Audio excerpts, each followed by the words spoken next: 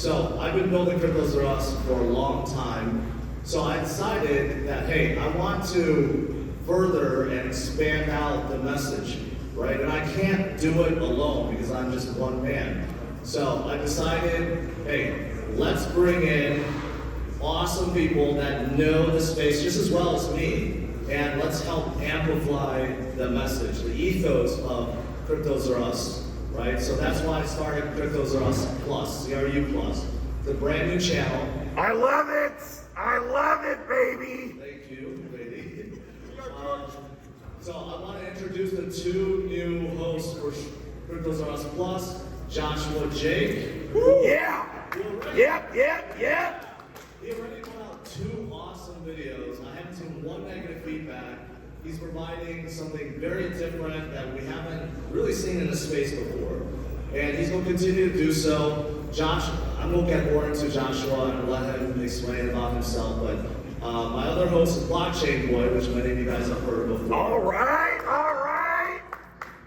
Yeah, baby. He's such a perfectionist. He's still working on his first video, but pretty soon we will have his videos come up. And who knows, maybe we will invite other hosts to come on, but right now I'm sticking with these guys. So let me explain a little bit more. I know both of these guys. I've met them recently, and they're absolutely huge on TikTok. They built their name, their platform on TikTok. Both have over 500,000 followers on TikTok. But I know they both want to amplify the message and also build their own brand right on YouTube. So that's what CRU Plus is all about. So maybe Josh, you can start off, tell the audience a little bit about yourself, how you got into space, and what you're looking to do.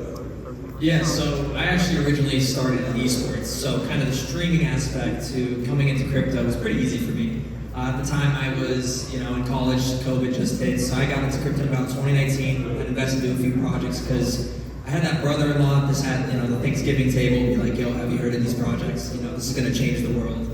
And so that's when I first kind of jumped in, and as I was doing esports and production and going to Vegas and competing and all this stuff, being a streamer is really hard. You're dealing with millions of people in a saturated market, all doing the same thing, trying to be a Call of Duty pro, and it's just, unfortunately, more likely not going to happen unless you do some crazy stuff. So I ended up streaming and just started streaming some crypto at Dogecoin when it was like first, when Elon Musk tweeting actually mattered.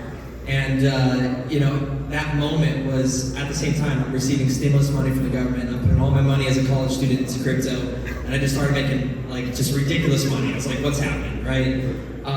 So at that point, I was like, you know what? I was already in crypto for almost about a year, and I was on TikTok. And if you guys just watched the presidential debate last night, I'm not going to put people out there, but they think it's this terrible platform. TikTok's not. There's a lot of great information on there. However, the crypto content that was on there, I disagreed with a lot of it. So I was like, you know what, I'm gonna start producing content and start educating people the right way because we have people just yammering and spreading complete misinformation. So from there, I just actually posted my first crypto video ever. It did insanely well, and I was like, you know what, for the first time ever, esports is probably not gonna work, and I just made a full transition, went full time back in 2020, 2021. So ever since then, I've been doing content. I've done over 3,000 videos, all educational. I've advised on dozens of projects, been a part of every ICO. I ran a KOL group and actually ran a marketing agency with BlockchainBoy on the air at the end for a while. Started a whole studio, and we just spent so much time and just sitting down with scientists and researchers. And there's a lot to this space where there's a lot of utility, even though there's a lot of projects out there that are probably just some VC wrapping some token that really is not needed to get a quick little cash grab. There's a lot of opportunity in this space, and so I've noticed that for a long time. And that's how we kind of started on TikTok. We want to expand our audience.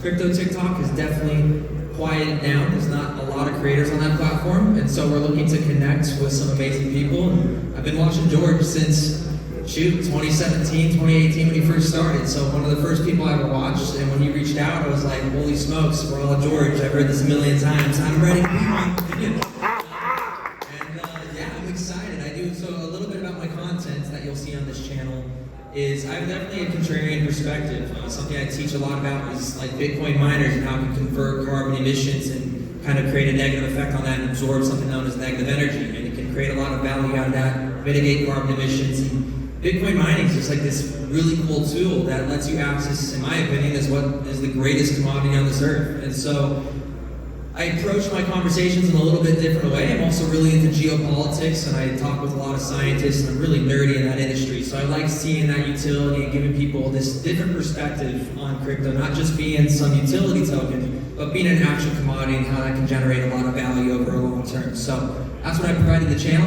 I'm excited to be here, and I appreciate everything, George. So can you explain, or maybe you could share a little bit, because I know you already put out 2 videos on CRU Plus. How is it different creating videos for YouTube versus TikTok? Yeah, TikTok, you have a 3-second attention span, and everybody's a squirrel on there, so you have to be exaggerative. TikTok's gonna be like, you need some explosive clickbait, essentially, to get people to watch all the way through. So the difference from TikTok to YouTube is I can dive in deep on these topics, and I notice you've definitely seen this. It's a different script, but I'm able to actually just break down for the first time on YouTube everything that's taking place, from lobbying to geopolitical policies to what's happening in South Africa that's going to affect Bitcoin miners, and people actually want to listen. So it's way more educational than TikTok, having that 1 to 2 minute clip, and people not truly understanding an asset class that is going to change the world forever, and that's the difference on YouTube. Thank you for sharing. So, BlockchainBoy, aka Lucas. Well, I'm not sure. Is this on?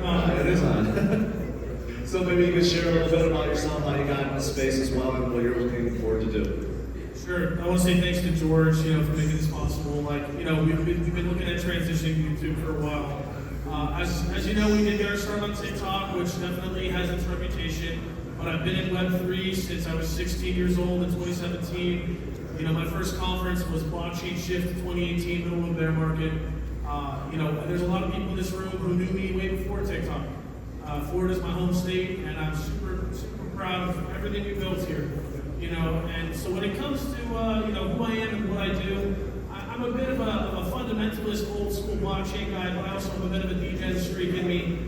And I want to bring into CryptosRus Plus, into YouTube, the kind of content that we don't see. Right now, there's a bit of a transition going on as we kick some of these bad actors off of their high horses, and there's going to be a need for storytelling, interesting content, stuff that's not shilly garbage all the time. Okay, and I think that what we're building here is going to be a good example for people to look at. We're brand new to the space. We want to get interesting videos, educational videos taught by people who've been in the space and know what they're doing. And I'm super grateful to George for the opportunity. I've also worked in the launchpad space for about 2 years. I've invested through over 100 different early stage cryptos.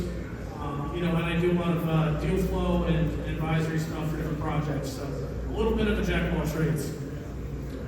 So let me ask you, what are some of your, I think I know the answer to at least one of these questions. What are some of your favorite projects, and what are you looking forward to with these projects?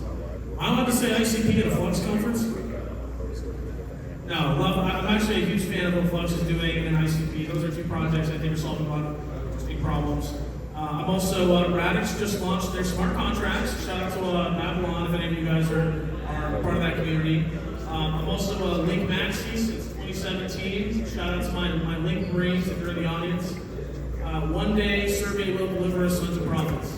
And so I think if you're going to be investing in crypto, my opinion is it's got to be infrastructure or some kind of money-making opportunity. Shout out to my boy Aaron up there. I stole his line. So for me, I have to see value in something. I'm not going to I lost way too much money on NFTs to justify doing that again. Josh, what about you? Yeah, so honestly, the biggest thing right now is still Bitcoin, and I think it's because it's completely misunderstood. We just had a report come out just last week that Bitcoin mining can be used to convert roughly 8% of the global emissions into clean energy here within the next 15 years. And so there's just a lot of Bitcoin to this point and to itself right now that I don't think people understand. In terms of utility, it's not a Bitcoin vaccine. It's coming off that way. There's a new industry that's coming up. I'm not going to put out any tokens, but I really recommend you guys start looking into it because longevity, genomics, space biosciences, these things are emerging with AI and massive amount of investments, specifically coming out of Dubai. You just had Brian Armstrong, Coinbase CEO, invest like 40 million, I believe, into longevity, and that's going to be the decentralized science sector. And it is something that is very quiet, but when you see these universities, Harvard, UCLA, and these scientists sitting down and taking DAOs, one of the biggest industries that I hate is pharmaceuticals. It's massively corrupted. We've seen what's happened with Purdue and Pfizer and like just everything throughout history. Is being able to see these scientists come together and create a decentralized, autonomous organization and have the rights to their own discoveries, be able to fundraise for scientific discoveries, and just create an educational value on a global scale that's no longer centralized and stuck from, between China, Russia, the United States. These scientists need to collaborate, and there's so many peer-reviewed articles. Being able to take AI and blockchain and use that for provenance, security, governance, and scale scientific discovery, I think is going to be massive. And we're seeing huge breakthroughs right now, specifically in the longevity sector. So that's where I reside right now. XRP fixes this, right? Man, apparently that fixes everything to that crowd. I'm still waiting for a 589. When is that going to happen? I'm still waiting for $4 on We need 100 flips of the switch, and then the liquidity will open up. Yeah. Let me ask you, Josh. I don't know how much you've been looking at this space for Bitcoin in terms of DeFi that's growing now, right? That's something I don't think we've ever seen before, but due to a recent upgrade and due to a lot of developers now getting involved, I think we've seen ordinals explode, but now we're seeing DeFi come onto the chain, utilizing stacks or root stack. Like, what are your thoughts about that? Yeah, so I don't know if anybody's heard of Web 5. I know that's going to roll your eyes because we're still in Web 3, but it's actually just a project. It's being launched by Jack Dorsey. It's completely built on top of Bitcoin. And again, it comes down to just one of those like really overlooked things. I think there's one project called Stacks that's doing layer ones and building smart contracts on there as well. And there's a development that's coming to that ecosystem. What I would say is though, just follow the money. Like look what's getting spot ETFs, right? You have the largest asset managers in the world that are also literally partnered with the Federal Reserve and managing all of their mortgages and debts. And part of the massive stimulus package that we've ever seen. So if these same asset managers are going to be launching spot ETFs, what does that mean the financial advisors are going to do? That means they're going to start going and having an incentive to get 1 to 2, maybe 5% of retirement funds or 401ks and start pushing a lot of liquidity into Bitcoin. And if you're a smart VC, you're going to follow that money. There's going to be a lot of development. So I expect DeFi to really ramp up, especially with the amount of conversions we'll be seeing with the carbon industry and seeing that reduction in CO2 emissions and making a massive value off flaring. You can access landfills, turn the excess methane gas into a net value using Bitcoin mining and conversion. So I expect DeFi to explode on there. I think it's still very early on, but I think it's just a matter of time before we see people want to absorb, like actually access that liquidity. Awesome. What about you, Lucas? Any thoughts on this, or any thoughts on any trending, things that you're excited about? I mean, look, I did just mention Babylon happened for Radix, smart contracts live. I want to do a video about that actually. It's on my list.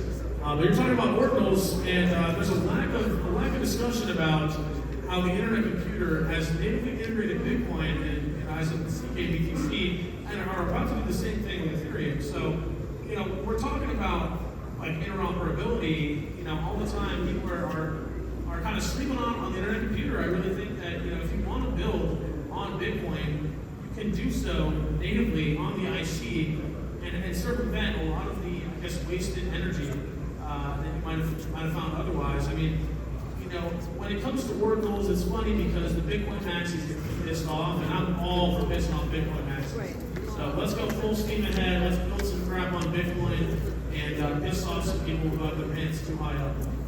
Yeah, I see. Actually, I think marketing, maybe people would hear about it. So. Damn, that was a roast. That's for Aaron. So you think ICP solves all, is what you're saying? I mean, ICP is like a dark horse bet. I mean, it's definitely got its flaws, but I mean, it's more of an interoperability protocol and more than it is an L1 at this point. It takes a few years for the culture to catch up to the tech. And by no means, I'm not going to sit here and shill this the whole time, but by no means is it something people should sleep on. It may very well make a return to the top 10 one day. What about just trends in general? Are you excited about AI or decentralized computing or anything else that's in the space right now? AI is the new metaverse, all right? Look, we love trends because we can make money off of them, but very few things are actually here to stay, and I think AI is a good example of this. Every tech bro and their roommate is making an AI something or other right now. We'll see which ones are actually good. Personally, if we're talking about upcoming narratives, very bullish on decentralized gaming, very bullish on, decentralized casinos in general.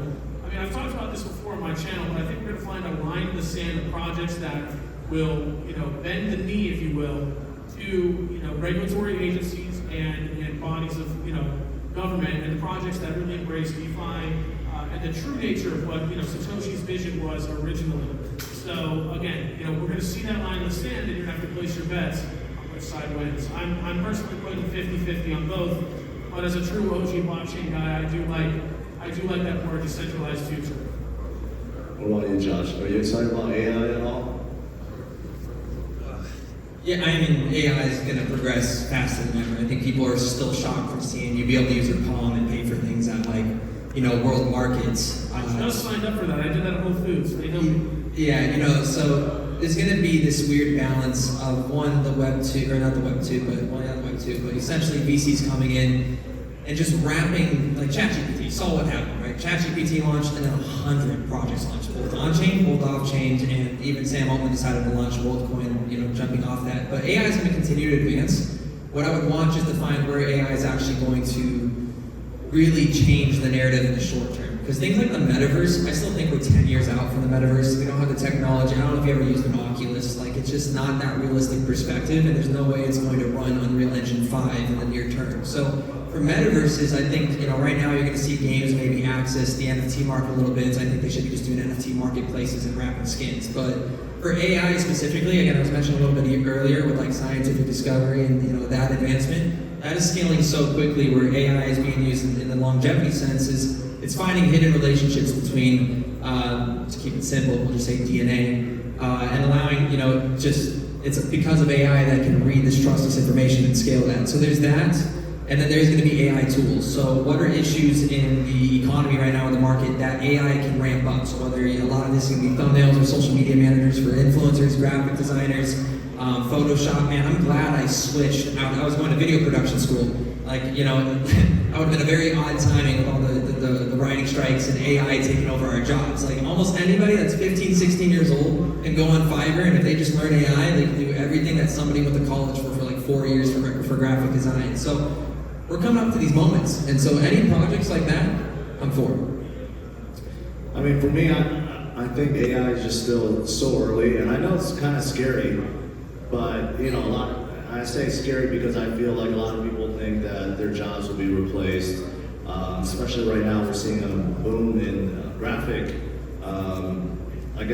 design department where you can have Photoshop that'll just render beautiful pictures and people, and it's really amazing what AI can do now, and we're still at the tip. But here's the thing, it's so early. So I see it as just an extension. People will get used to it. The new generation will know how to utilize it and get more done faster. But there will be new jobs that come out of this, but it just makes things easier and faster and more efficient. But I know time is coming up. Thank you, Josh and BlockchainBoy. If you guys are interested in hearing more about what they have to say, go subscribe to CryptosRus.